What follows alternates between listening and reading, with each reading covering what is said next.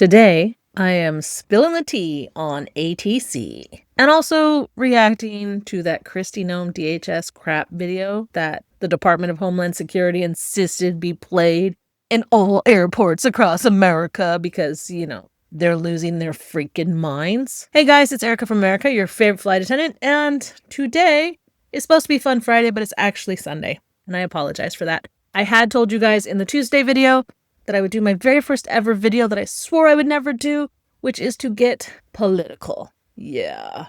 I just can't seem to stay out of the fight anymore. But the thing is there's so much stuff happened this week, not only with the Kristi Noem video, but also with the airport in Pennsylvania getting its intercom system hacked, along with 3 other airports in Canada, that I then was like, I should react to that as well, and I should react to this one, and I should react to this. And the next thing you know, the video was over an hour and a half long, and I thought, no, I can't edit that in just a couple of days. I edited it until 3 in the morning before I gave up and I was too tired.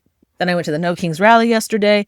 And then today I've been thinking all day about how can I make this video shorter. And so today I've decided to only react to the Kristi Noem DHS video and what's happening with ATC that nobody knows, because you don't know these things exist unless you're in the airline travel industry. And then finally, I'm going to tell you how you can take advantage of what's going on with the airports because of ATC and how you can profit thousands of dollars on it. Hopefully you guys will stick around to the end because that's where all the good stuff is, and let's just go ahead and jump right into this. The reason that I decided to do my very first political video is because of this video right here by Brian Tyler Cohen. Kristi Noem dealt surprise bad news after illegal move. What was the surprise bad news?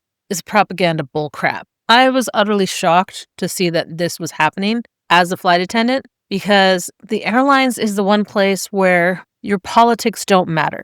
Your sex doesn't matter. Your race doesn't matter. Your color doesn't matter. Your disability doesn't matter. Everybody is equal in the airport. It's almost like kind of a perfect society because we're all so vastly different and we all work together. And if you're prejudiced, homophobic, transphobic, have problems with people with disabilities, or racist, you're out. You're out. They will fire you because there's no place for that at the airport. There's no place for politics at the airport. And that is also why I'm not allowed to say which airline I work with, because if I want to make a video that expresses my opinions, the airlines don't want to be like, oh, this is our representative. No, instead they're like, if you're going to say that stuff, do not attach our name to it in any way whatsoever. Don't do it in uniform. Don't use our logo, nothing. So first I saw this and I thought I have to react to that for you guys. I have to tell you what that actually means. But today I'm going to watch the parts of it with you that I think are relevant, that I think you might want to know about. If you guys don't know who Brian Tyler Cohen is, he's basically a Democrat. Here's how he describes himself real quick instead of me putting words into his mouth. He's one of the most viewed independent progressive political hosts on YouTube. And what he tries to do is daily breaking news clips by an in-depth commentary. And he does interview a lot of political figures. So he's really good to watch. He's very passionate, but he's not one of the ones that goes overboard. I am not going to play the whole thing. I am just going to play the part that I think is relevant to what I want to talk about. And then I will link his video at the end in the Grab Your Remote section. Here we go. Kristi Noem and the Trump administration have been trying to play this video in airports in an effort to not only lie, but also in blatant violation of the Hatch Act. Hi, I'm Kristi Noem, the United States Secretary of Homeland Security. It is TSA's top priority to make sure that you have the most pleasant and efficient airport experience as possible while we keep you safe. However, Democrats in Congress refuse to fund the federal government. And because of this, many of our operations are impacted, and most of our TSA employees are working without pay. We will continue to do all that we can to avoid delays that will impact your travel. And our hope is that Democrats will soon recognize the importance of opening the government. That was Kristi Noem trying to turn TSA security lines into her own personal propaganda machine. But while she might view herself as being above the law, airports across the country are pushing back on her efforts. According to CNN, the following airports have opted to defy this administration and refuse to air the video. Airports in Albany, Albuquerque, Baltimore, Washington, Birmingham, Bradley, Buffalo, Niagara, Capital Region in Lansing, Michigan, Charlotte Douglas, Chicago Midway, Chicago O'Hare, JFK, Harry Reid in Las Vegas, Hartsfield-Jackson in Atlanta, LaGuardia, Miami International, Minneapolis-St. Paul, Newark Liberty, New York Stewart, Philadelphia, Phoenix Sky Harbor, Portland, Seattle Tacoma, Springfield Branson, and Westchester County in New York.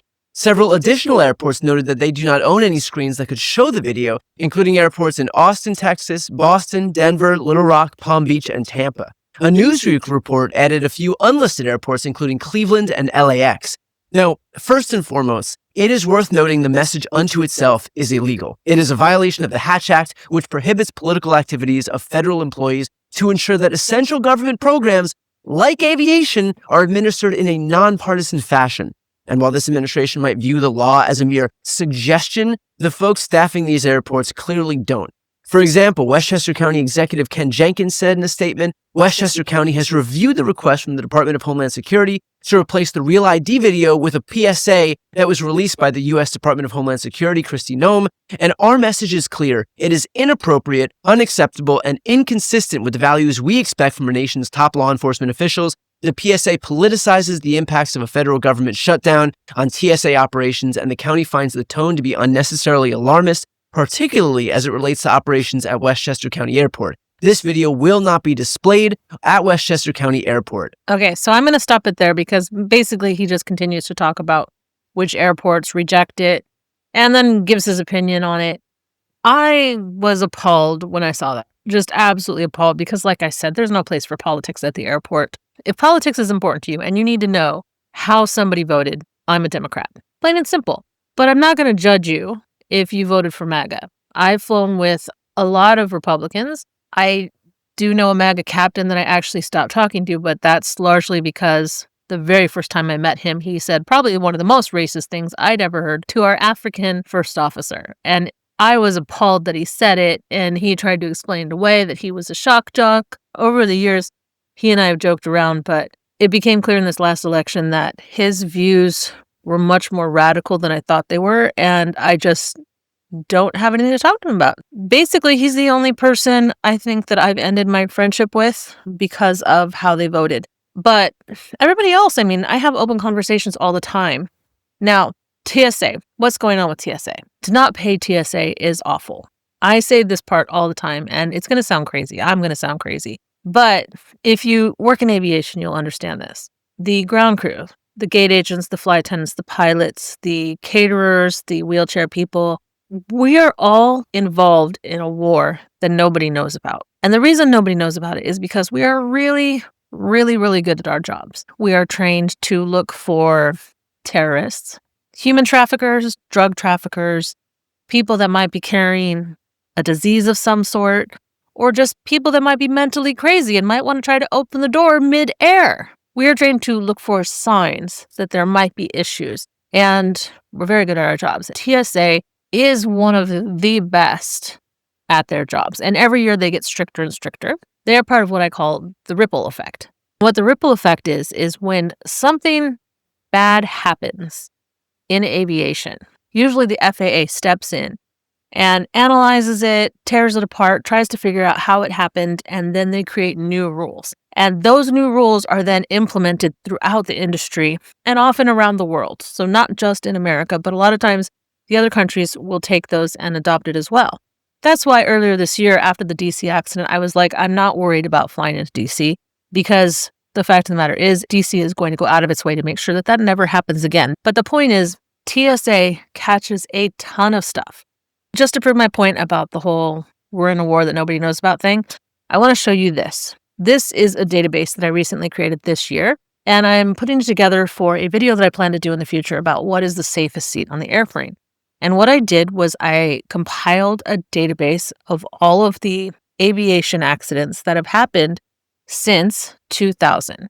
And if you look up here, you can see January 10th, 2000 is the first one, and I've got all of these things. How many people were on board, how many people died, how many people on the ground died, onboard fatalities, survivors, crew on board, and on and on. From January 10th, 2000 to July 24th, 2025, which is when I started the database, there are 504 entries in this.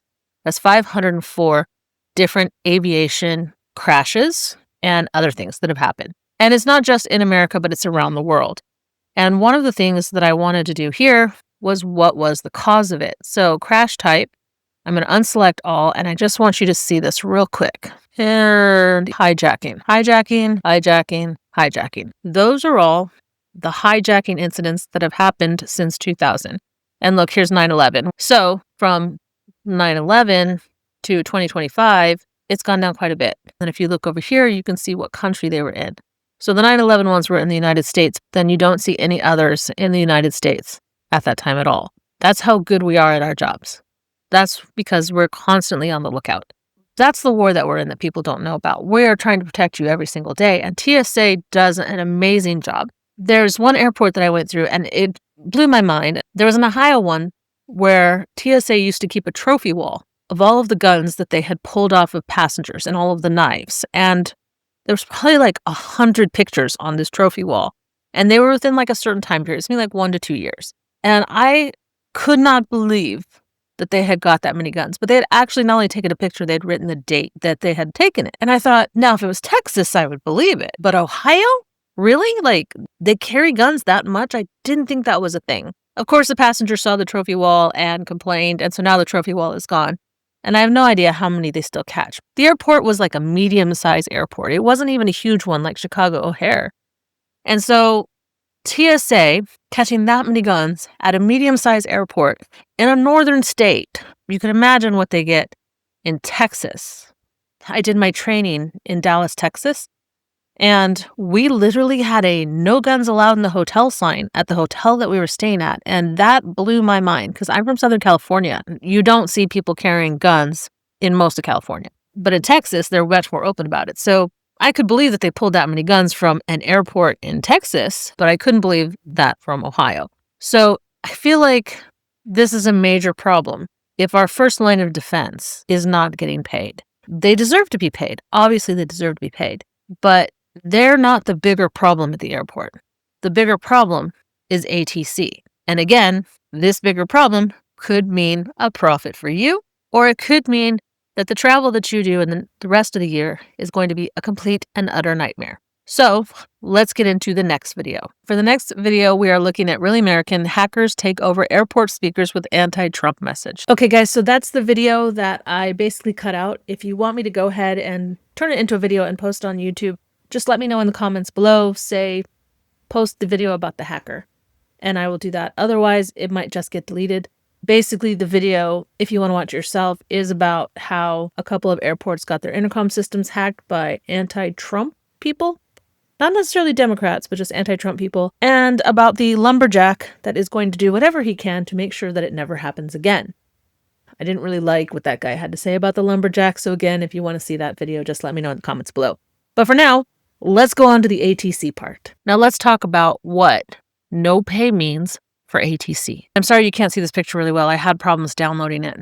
Basically, in June, I was at the airport one night and the ATC problems had been getting out of hand. And it's June. It's the beginning of summer. And I don't know if you can see this. I'm going to try to zoom in on it. But basically, about 80% of the flights that were leaving around that time were leaving late. And if you look here, you can see all of the yellow and the white and everything else. Because I bid reserve, I'm at the airport a lot, and I bid to sit standby at the airport, especially late at night. I like that because I'm a night person. And so when I'm at the airport late at night, I often don't get called. I have a better chance of going home. I'll walk around the airport and I will check out the boards. And this one particular night in June, this picture is actually from my photos. This was taken June 27th. And basically, I went and I took a picture of all the boards that I could find at O'Hare. So this was the United side. This was the American side. Look at all that orange and red. The red is canceled. Orange is departing late. And then this was like some of the smaller ones. And you can see on time, but now new time, canceled, new time. And this is Spirit, Frontier, and I don't even remember the other one in that small one. But the point is, it got me thinking about what was happening at the airport that time. And I made a video about it, about how you could make a lot of money because of the ATC delays. And I ended up never posting the video because I thought I should wait this out. Maybe it's going to right itself soon. It's already been months of this nightmare. Maybe they're finally coming around. At the time, all they had done was cut the jobs. The crazy thing is, at the time, when I did the research on it, it was published that they had cut 400 ATC workers. That was what I believe was causing the delays because airports need ATC workers to get the planes out of the airport. And at O'Hare, they need 4 types. A pilot explained this to me. There are the ATC workers that watch the gates so that when the planes back up, they're not smacking into each other breaking off their tails or their wingtips. There are ATC controllers that watch the taxiways to make sure that the planes don't turn down the wrong taxiway and run into each other, because in case you didn't realize it, planes don't exactly have reverse.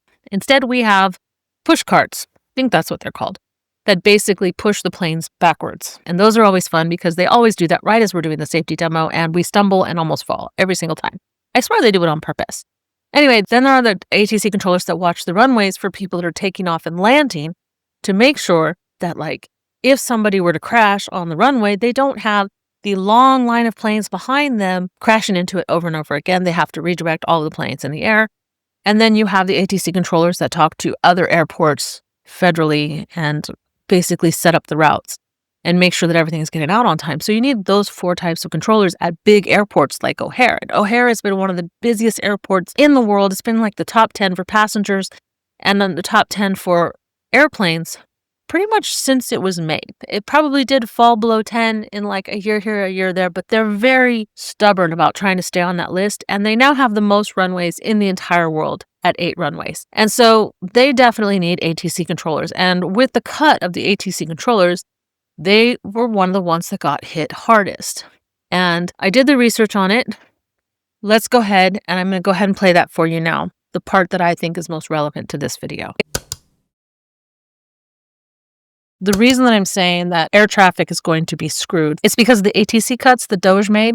When I heard about all of the other positions that DOJ was cutting, a lot of it didn't register for me because a lot of it doesn't have to do with what I researched. But when I saw ATC pop up, my brain immediately froze on that and went, are they insane? How dare they cut air traffic controllers? They're trying to throw a wrench in the whole system. It's not something that you can just pull anyone off the street for to do. It's an incredibly high stress situation because you have hundreds of thousands of people's lives in your hands a day. Just to show you some of what I'm looking at, I pulled up Google and I said, how many ATC workers did DOJ fire? It says that they fired fewer than 400 employees, all of whom were probationary employees, meaning they had less than 1 year of service. Okay, guys, so real quick, I realized that this article that I'm showing you right now says that it wasn't ATC workers that were cut, but that it was other workers that were involved with the airlines. And I realized when I filmed this part back in July that the narrative had changed. And I was only looking for the number. So I didn't read the whole part of that. I just kind of zoomed in on the number. But I can tell you this. During the time the DOJ made the cuts, all anybody was talking about was that it was the ATC people that got cut. So I don't know how the narrative changed or when it changed for them to say, oh no, it wasn't the ATC workers at all. It was the mechanics and the FAA people and all these other people. And it's like, give me a break. The industry, the airlines, the captains, the pilots, the flight attendants, the gate agents, the air traffic controllers. We were all talking about how the air traffic controllers had been cut, were being forced to do double shifts, and how they were protesting, and some of them were even not showing up for work, especially in Newark. Newark was one of those airports that none of us wanted to fly to because we all knew that they were not only short on air traffic controllers, but apparently they were protesting. And then all the articles were coming out about United cutting the airline flights that would go into Newark. We knew what was going on. So even though it looks like I'm talking out my butt here, I'm just talking about what I knew was going on at the time. And like I said, this part, I didn't fully read it in detail because I just asked how many ATC workers were cut. Now, before you say, it's not a big deal, it was just FAA and it was just mechanics and some other airline workers. First of all, mechanics are super important position at the airports, just as important as flight attendants and pilots. Because before and after every single flight attendants and pilots go through the plane from the nose to the tail, and we look for anything that's out of place. We check all of our equipment from very, very important stuff to not so important stuff. And if anything is wrong down to the smallest screw, we call maintenance out to fix it. Which is why sometimes you might get on a plane and you might see what they call speed tape. Looks like duct tape somewhere in the plane. That's generally because maintenance decided that that wasn't something that was worth stopping the flight for, and they did a quick fix, and the plane will be fixed later as soon as it's able to go through a maintenance base. So understand that. That's super important. All of these planes share the same mechanics. So if problems are happening at one flight, which happens often, then the other flights have to wait until mechanics are done with that plane to go check the next plane. So that's a super important position to cut, just as much as ATC workers. Although again, ATC workers have lives in their hands. But anyway, I just wanted to point that out real quick. Let's go ahead and get back to the video. oh, that's not a big deal, whatever, right? Here is the problem. One of the things I think people don't understand about the airline industry, and I saw this happen during COVID, is that when you furlough people, when you fire people, they go off and they get other jobs because they have to live. And a lot of times those jobs have nothing to do with the travel industry because seriously, like how many airports are in each city? It's usually like one. And unless you're going to uproot your entire life and move away, if you get fired out of that ATC job, you're going to go get a different job somewhere else. How many ATC workers are currently needed in the U.S.? The United States is facing a shortage. It's estimated to need about 3,800 more controllers to adequately staff its facilities, according to the National Air Traffic Controllers Association.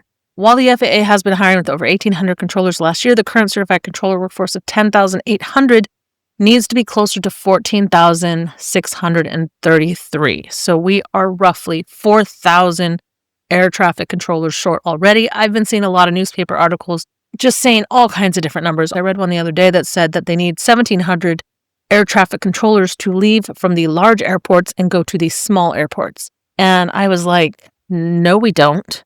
We do not want to take those air traffic controllers from the big airports and give them to the smaller airports because we need them at the big airports. You've got millions of people going through big airports and maybe only thousands going through some of these smaller airports. And you want to do what? Force air traffic controllers to move to smaller cities, away from their families, away from their friends and their established lives, possibly take a pay cut because of the smaller airport that deals with less planes? Where is the logic in that? I don't see that.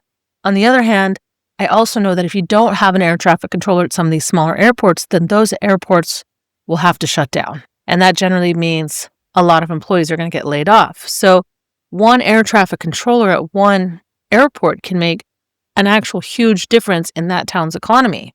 It's a major problem. Now, here's the other thing to think about. Becoming an air traffic controller typically takes between 5 to 8 years. This includes training at the FAA Academy, which can last from a few months to a year, followed by several years of on-the-job training and experience at a control facility. This is a high-stress job. I once sat next to an ATC controller on the employee bus. I had just started, so this was about 7 years ago, and they told me about this plane accident that had happened 20 years earlier and how stressful it had been to watch the plane crash and know that they couldn't do anything. If you want to know what that's like, I feel like the movie Sully is the best thing to watch because Sully actually has one of the storylines being the air traffic controller as he's stressing out about trying to save the lives of the people on Sully's plane. So that's part one of the problem, that we are already incredibly understaffed on air traffic controllers. And that brings me to point 2 about the delays that are happening in this country. I've been at O'Hare for 8 years. I bid reserve for 6 of the 8 years. Reserve means I'm the backup flight attendant. I'm the flight attendant they call in when a flight attendant is sick or injured or they misconnect because they didn't get to the airport in time to take the next flight out. There's a lot of times where I'm just in at the airport all day long, and I'm more of a night owl than a morning lark. I bid to be at the airport in the evening, which means that I'm at O'Hare at the end of the day, watching the last of the planes come in and leave. I look at the monitors, and I pay attention to the planes that are leaving late. How many are, how many aren't? I have seen patterns over the last 8 years, especially after COVID. O'Hare has had delays that have jumped from roughly 20 to 30% a night to about 90% a night. Literally 90%. It blows my mind now to look at the monitors and see that they're just blown up with color of delay, and then cancel.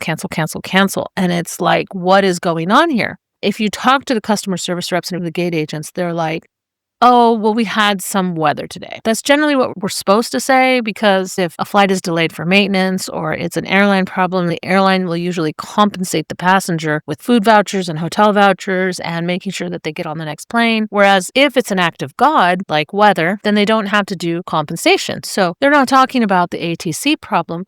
They're saying it's a weather issue. Right now, if you're going to fly, expect that up to 90% of the planes are going to be delayed at the bigger airports. Just to show you how big of a problem this is, we're going to go over here to FlightAware.com. And this has an app that tracks a lot of flights around the country. Today is July 30th, 2025. They've recorded over 25,000 flight delays today. 4,500 were within, into, or out of the United States. 1,120 cancellations.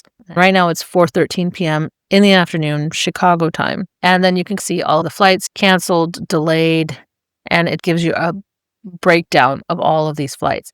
And this is even cooler right here. If you click the misery map, which I think is a great name for it, here it is right here. It shows you which of the airports are having the most problems with actual delays and cancellations. And you can see my beloved O'Hare is right there on it. We got almost a 50-50 on time and late, followed by Dallas, Denver, LaGuardia, Atlanta, Newark, Charlotte, Seattle, and so on. If you ever wanted to know, is there going to be a problem flying in and out on any particular day you're flying, then FlightAware is going to help you spot which airports are having the biggest problems right now.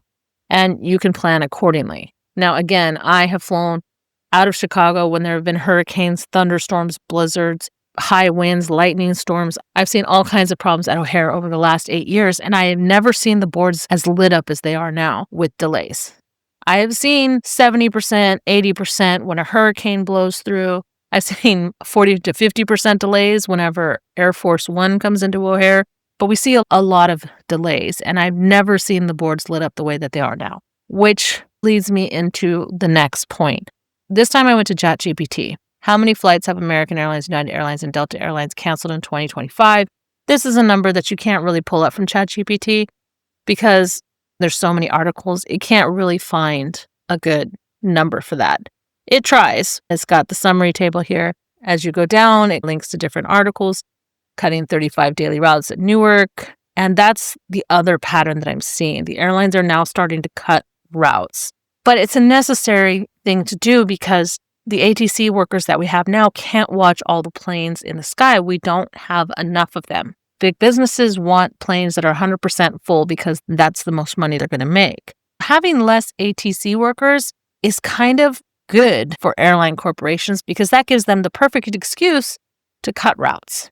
When they cut routes, that forces all the people onto the same planes. It not only creates 100% occupancy, it actually creates an oversold issue where the planes are now being oversold. So let's talk about the domino effect that not having enough ATC controllers gets you. First of all, not paying the ATC workers, I believe, is much worse than not paying the TSA workers. Yes, the TSA workers are stopping terrorists from entering the airport. That's a super important job. But the ATC workers have a crazy amount of people's lives in their hand on a daily basis.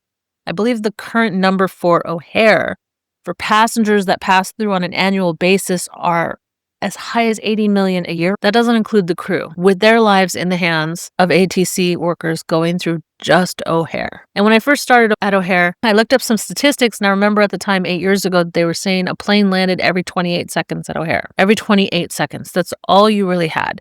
Now let's talk about the domino effect that you can profit from. What is 10 hours of minimum rest? If you don't know what 10 hours of minimum rest was, several years ago, the pilots demanded 10 hours of minimum rest of where from the moment they leave the plane to the moment they return, they need to have 10 hours on the ground, and hopefully at least 8 of those hours they can sleep. The airlines didn't want to agree because they just want to treat us like we're not human sometimes, but the FAA looked at accidents and decided that's fair and gave them the 10 hours minimum rest.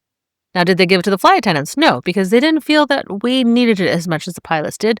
If the pilots fall asleep at the wheel, the plane crashes and everybody dies. Until a flight attendant or two may have not closed the door properly because they were too tired. And then that caused a decompression and an investigation and some other things. And so then they realized we also need to implement this for flight attendants. So just a few years ago, flight attendants got this 10 hours minimum rest.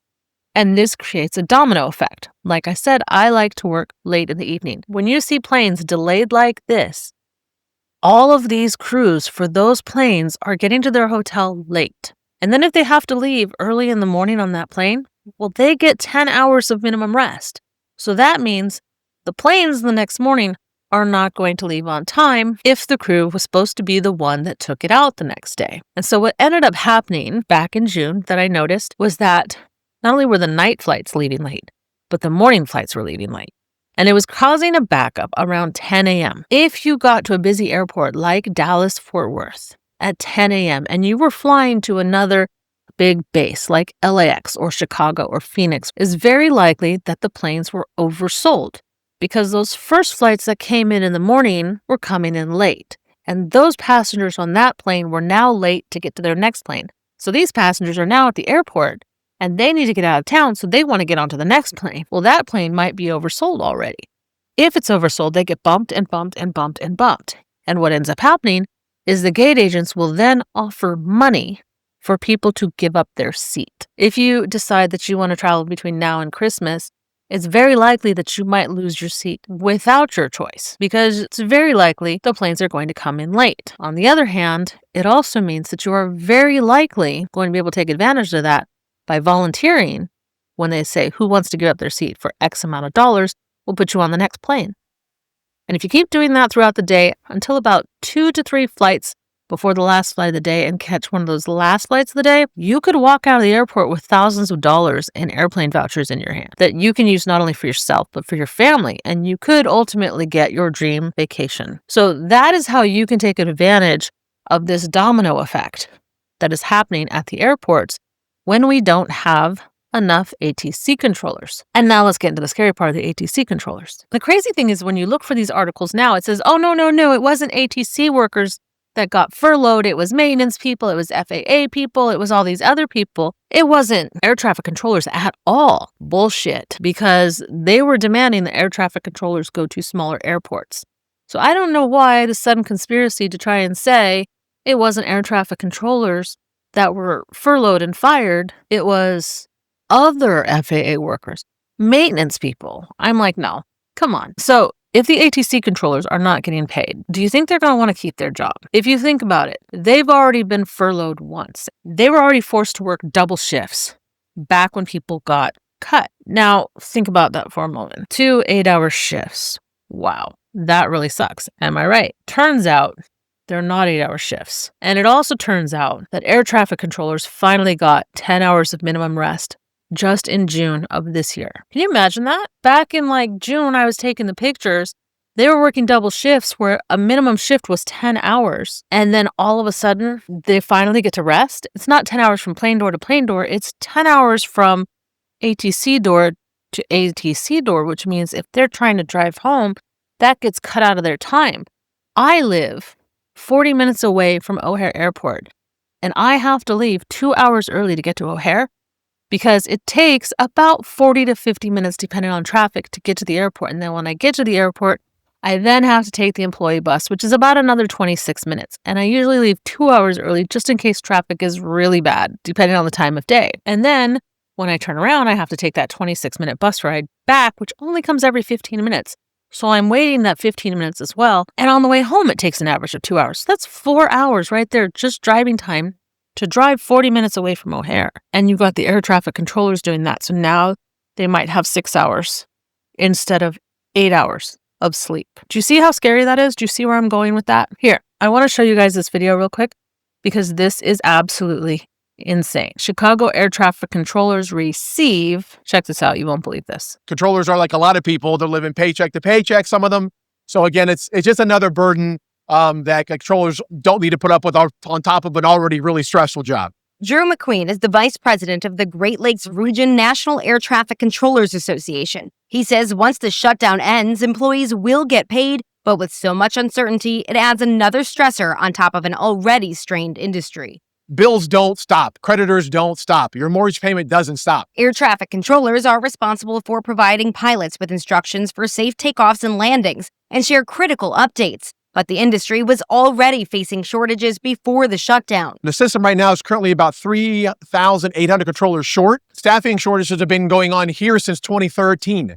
So again, these controllers here are working 6-day work weeks, 10-hour days mandatory. Today, air traffic controllers passed out pamphlets to travelers at O'Hare and other major airports across the country, encouraging passengers to contact their elected officials to end the shutdown. Meanwhile, U.S. Secretary of Homeland Security Kristi Noem is seen in a video designed to play at airports, blaming Democrats for the shutdown. Chicago Mayor Brandon Johnson said the video will not play in Chicago. Did you guys catch that? Air traffic controllers are working 6 days a week, 10 hours a day mandatory. And Trump is out there saying they might not get paid. The White House's position that furloughed workers should be paid for their back pay. I would say it depends on who we're talking about. I can tell you this, the Democrats have put a lot of people in great risk and jeopardy, but it really depends on who you're talking about. But for the most part, we're going to take care of our people. There are some people that really don't deserve to be taken care of, and we'll take care of them in a different way. Okay? Why do you say some federal workers should not get their back pay? Why do you say some? Well, you're going to have to figure that out, okay? Ask the Democrats that question. Okay, guys, so here's something absolutely insane. I'm on the BBC website right now, which is not an American website. This is an outside source, which means they're not going to be swayed by any political party within the US, which is why I'm kind of going with them. So it says Trump administration starts laying off thousands of workers. This is October 11th, 2025. So this was basically 9 days ago. And it says the Trump administration has begun laying off thousands of federal workers in an effort to pressure Democrats and the ongoing government shutdown. A spokesperson for his office confirmed the cuts that started were substantial. The size and scope began coming into focus later on Friday when the administration disclosed 7 agencies had started laying off more than 4,000 workers. Donald Trump has repeatedly threatened to use the shutdown to further his long-held goal of reducing the federal workforce. Sorry, I'm jumping straight ahead to it. A shutdown meant that non-essential federal workers would be placed on unpaid leave. It is currently affecting about 40% of the federal workforce, about 750,000 people. So furloughed employees are legally supposed to receive back pay after a shutdown ends and they return to work, but the Trump administration has insinuated this might not happen. Okay?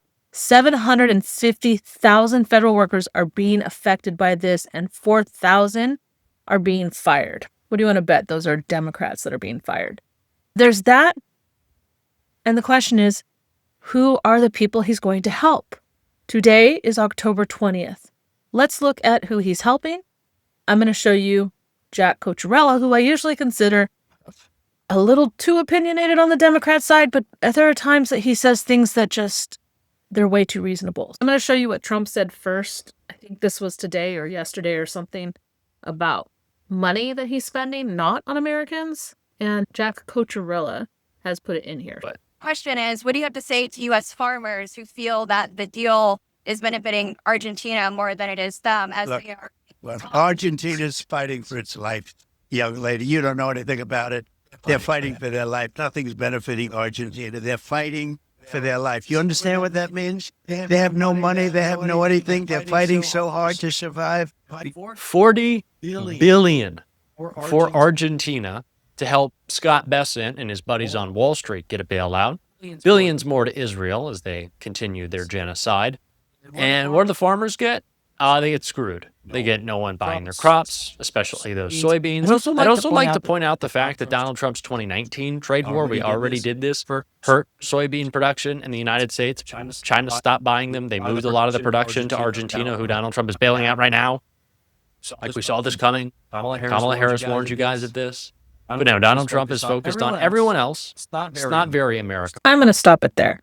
Let me just point this out. Soybean crops for farmers were apparently massively significant. They made a lot of their money from soybean exportation to China, and Trump has now pissed off China. So they want nothing to do with this. China then moved their soybean orders to Argentina, our competitor, and Trump is now giving them $40 billion instead of the 750,000 federal workers who are basically not getting paid, but are expected to continue to run the government. Or they're furloughed, but they're still not getting paid, and they might not get paid unless Trump likes them. I mean, come on, that's not fair. And here's a basic business principle, okay? Anybody who's ever owned a business understands the concept of not helping out your competition, right? But here's the thing about it that people don't seem to understand. What's going to happen to the farmers when they lose their farms? Who are going to buy their farms for pennies on the dollar as they go into foreclosure? It's going to be corporations, large corporations. They are just waiting until the farmers can't pay anymore. And they're going to swoop in and they're going to grab them and they're going to put machines on them instead of people. And then they're going to have control of the food that we eat. And they're going to make even more money because now they'll be able to charge whatever they want to charge. Do you really think Trump is not going to allow them to have a monopoly on the pricing of food? It has been shown over and over again that he keeps helping his billionaire buddies, not people. And I got so much more to say on that, but I'm trying not to be too political. I failed, right? Just totally failed. Anyway, let's get to the point where we wrap this up. Think about that for a minute. 10-hour days. And during the last firing, they were all working double shifts as well. 10-hour days, 6 days a week. Minimum 10 hours of rest, only granted in June of this year. I'm sorry. How is this not slavery? How can you say you're an essential worker? If I want you to work for free, you work for free. If I want you to do double shifts, you do double shifts. Screw your sleep. How is that not slavery? How can you expect our federal employees, our soldiers, our ATC people, our TSA people, how can you expect them to work for free? I hope you guys understand after watching this. The Democrats right now, they aren't the ones causing the shutdown. Look up any interview for any Democrat, whether the senator or a congressman, and they all say the same thing. The insurance is not for undocumented immigrants.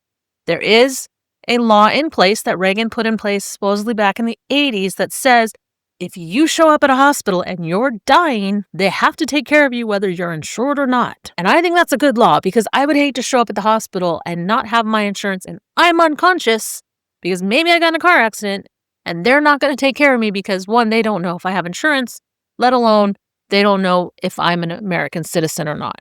Right now, ICE is not only rounding up immigrants, they're rounding up citizens. And that is the point that I wanted to make in this somewhat political video today. If you guys like this video, make sure you hit the subscribe button, the notification bell, and let me know you like it by giving me the like, the thumbs up. If you went to a protest, please let me know in the comments below what city were you in. And, I don't mind if you're a Republican or even if you're MAGA. I feel like none of this is going to get solved until we all start talking to each other. We all have to remember, we all love this country. Even the immigrants love this country. This is a land of opportunity, and we all belong here. Let's talk peacefully. Well, guys, I hope you truly liked this video today. Sorry again that it's late. If you want me to do more political videos like this in the future, just let me know in the comments below. See you guys again in the next video on Travel Tuesday, where I talk about what to pack. Ciao!